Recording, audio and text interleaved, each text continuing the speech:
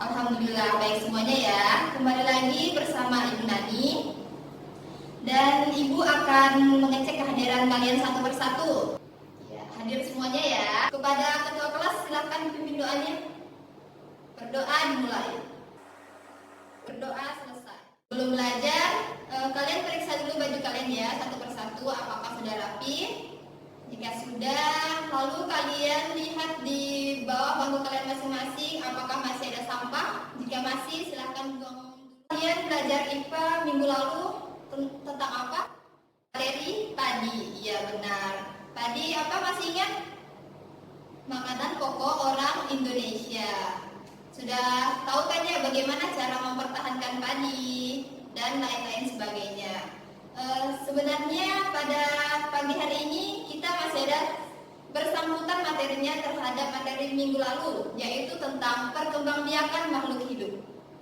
Baiklah, tujuan pembelajaran pada kali ini yaitu ada 4. Yang pertama, siswa mampu menjelaskan perkembangbiakan secara vegetatif dan generatif. Yang kedua, siswa mampu menjelaskan perkembangbiakan manusia. Yang ketiga, siswa mampu menyebutkan contoh perkembangbiakan tumbuhan. Dan yang terakhir, siswa mampu menyebutkan contoh perkembangbiakan hewan. Ya, Ibu ada membawa sesuatu ini, yaitu bawang merah dan bawang putih. Biasanya di rumah kalian bawang merah dan bawang putih ini untuk apa ya? Iya benar, untuk ibu kalian memasak. Terus untuk obat-obatan juga bisa ya, untuk mengeluarkan angin. Langsung saja anak-anak, Ibu akan menjelaskan materi kita yang utama yaitu perkembangbiakan makhluk hidup. Perkembangbiakan makhluk hidup itu terbagi menjadi 2, yaitu perkembangbiakan secara vegetatif, tidak kawin, dan perkembangbiakan secara generatif, kawin.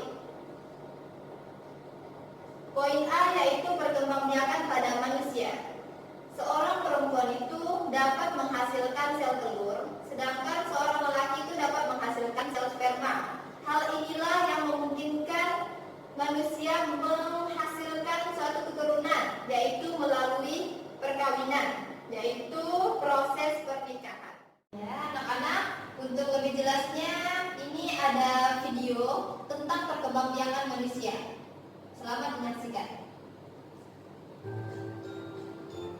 Masa prenatal atau sebelum kelahiran.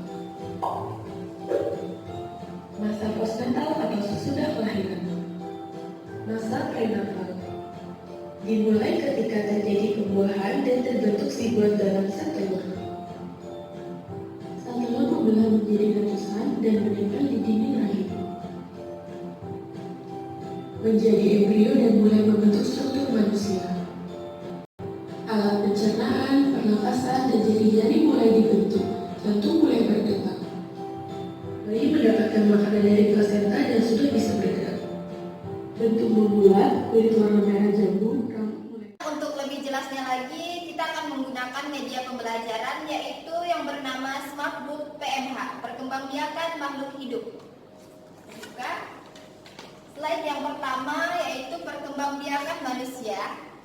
Coba perhatikan gambar di sini. Ini adalah alat perkembangbiakan wanita dan alat perkembangbiakan pria. Sedangkan di sini itu ada proses, kita lihat perkembangan manusia itu dimulai dari sejak lahir, yaitu menjadilah bayi. Lalu setelah bayi dia akan tumbuh menjadi balita, yaitu bayi yang berumur sekitar 5 tahun gitu. Yang ketiga, dia akan tumbuh menjadi anak-anak. Nanti anak-anak akan beranjak menjadi seorang yang remaja.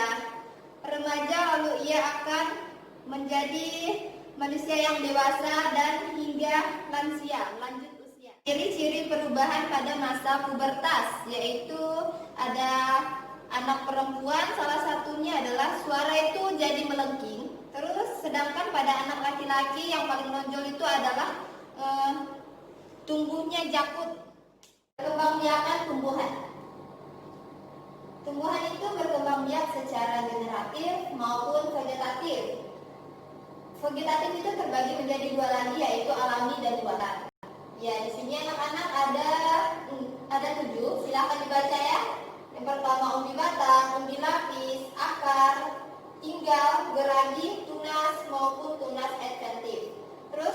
perkembangbiakan vegetatif buatan itu ada 5. Mencangkok, menempel, menyambung, stek, dan merunduk.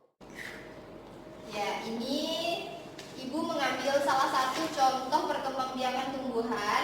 Ini ada perkembangbiakan secara vegetatif ya, alami dan buatan.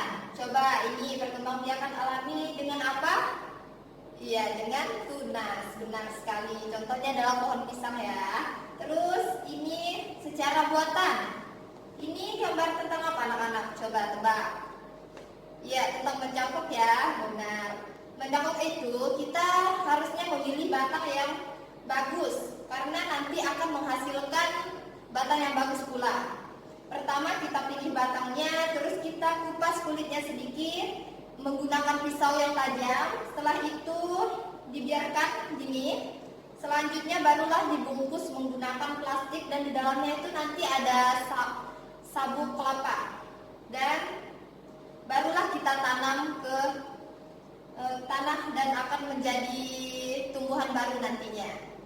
Oke, ini perkembangbiakan secara generatif ya.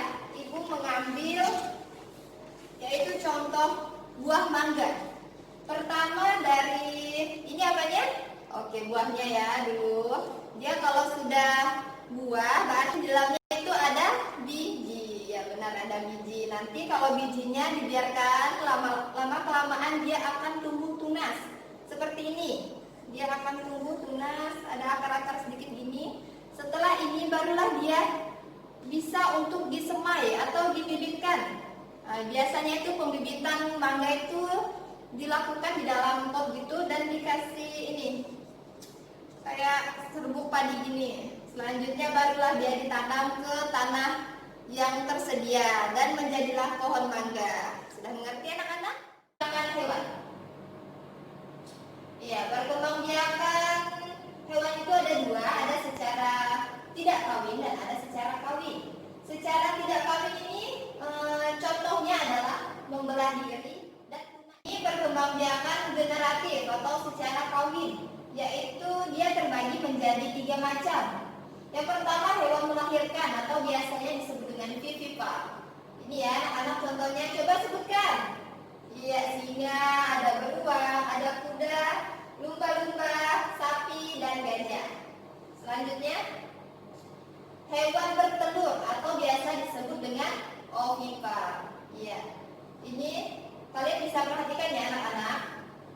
Selanjutnya, hewan bertelur melahirkan, yaitu biasa disebut ovovivipar. Ini contohnya, ada kadal, ini ada ikan pari, dan lain-lain. Oke, untuk lebih jelasnya, Ibu akan melihatkan kepada kalian ini contoh perkembangbiakan hewan, yaitu secara generatif Ibu mengambil contoh hewan ayam, yaitu perkembangbiakan itu dimulai dari telur ayam. Nanti telurnya akan menetas setelah beberapa hari. Selanjutnya akan menjadi anak ayam dan dia nanti akanlah menjadi ayam dewasa. Ya, ini adalah contoh hewan paramecium, yaitu tidak melakukan perkawinan, hanya saja dia melakukan fragmentasi atau membelah diri. Seperti tadi di contoh slide itu ada amoeba dan ini dia ya, dari sini ya jadi sini dan dia akan membelah diri. Baiklah anak-anak, silahkan materinya dibaca-baca kembali, setelah itu dipahami dengan benar. Jika kurang mengerti silahkan ditanyakan ke ibu maupun ke temannya yang sudah mengerti ya. Selanjutnya ini buka buku kalian halaman 125. Dan itu ada pilihan ganda 1 sampai 25 dan bagian A, bagian B silahkan dikerjakan. Untuk mempermudah kalian dalam mengerjakan soal yang ibu berikan tadi, maka kita akan bermain dengan model pembelajaran IOC, Inside Outside Cycle, yaitu kalian akan ibu bagi menjadi 2 kelompok, yaitu lingkaran kecil dan lingkaran besar. Kelompok itu terdiri dari 4 sampai 5 orang. Kecil itu dia memulai terlebih dahulu akan membagikan informasi kepada kelompok lingkaran besar. Kelompok lingkaran kecil ini menghadap ke dalam, sedangkan kelompok lingkaran besar menghadap keluar. Setelah dia memberikan informasi, dia diam di tempat. Setelah itu kelompok lingkaran besar akan bergeser 1 atau 2 langkah. Selanjutnya kelompok lingkaran besarlah yang akan berbagi informasi. Demikian seterusnya. Lalu setelah semua siswa mendapatkan informasi, terus setiap siswa itu kembali ke kelompoknya masing-masing dan mendiskusikan hasil informasi yang ia dapat. Lalu setiap kelompok nantinya akan mempresentasikan hasil diskusinya dan hasil pengerjaan soalnya ke depan kelas masing-masing. Anak-anak sudah mengerti materi kita pada hari ini? Kalau sudah, kita sama-sama menyimpulkan materinya, yaitu tentang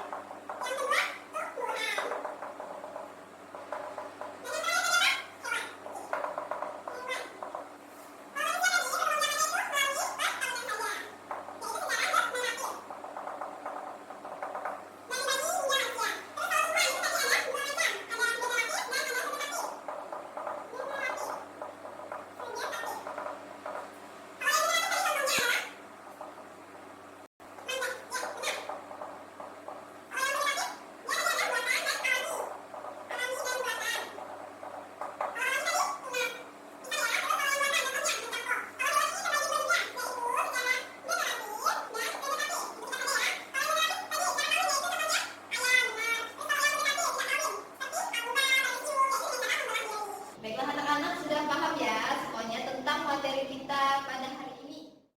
Agar kalian lebih memahami dan mendalami materi, maka Ibu akan memberikan PR kepada kalian, yaitu pada halaman 150. Kalian kerjakan dan dikumpulkan pada pertemuan berikutnya. Ketua kelas silakan pimpin doanya. Berdoa dimulai. Berdoa selesai. Sekian pembelajaran kita pada hari ini, semoga bermanfaat untuk kita semua. Dan kurang lebihnya Ibu mohon maaf. Terima kasih atas perhatian kalian. Ibu akhiri dengan wassalamualaikum warahmatullahi wabarakatuh.